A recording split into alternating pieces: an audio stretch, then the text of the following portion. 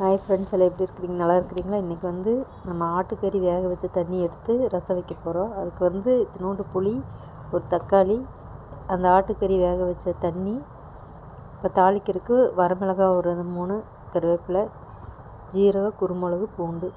ஒரு வடைச்சட்டி வச்சுக்கலாம். அதில் வந்து எண்ணெய் ஊற்றி கடுகு போட்டுக்கலாம். போட்டு கடுகு பொரிஞ்சதையும் வரமிளகாய், கருவேப்பிலை தாளிச்சுட்டு அதில் வந்து ஜீரகம், குருமிளகும் சேர்த்தி வதக்கிக்கலாம். நம்ம கரைச்சி வச்சுருக்கிற புளியும் தக்காளியும் அதில் சேர்த்திக்கலாம். இப்போ வந்து நம்ம அந்த ஆட்டுக்கறி வேக வச்ச தண்ணி எடுத்து அதில் சேர்த்திக்கலாம். அதில் கொஞ்சம் சாம்பார் பொடி, தேவையான அளவு உப்பு. இப்போ நம்ம நுணுக்கி வச்சுருக்கிறத வந்து இன்னொரு பாத்திரத்தில் போட்டு இப்போ வந்து அந்த ரசம் நல்லா கொதிக்கணும். பச்சை வாசம் போகிற அளவுக்கு கொதிக்க விட்டுறணும். அதில் வந்து கொஞ்சம் கொத்தமல்லி பொடி போட்டு நம்ம ஜீரக குருமிளகு போட்டு வச்சுருக்கிறதுல ஆட் பண்ணிக்கலாம், எடுத்து ஊற்றிக்கலாம். ஓகே ஃப்ரெண்ட்ஸ், தேங்க்யூ, பாய்.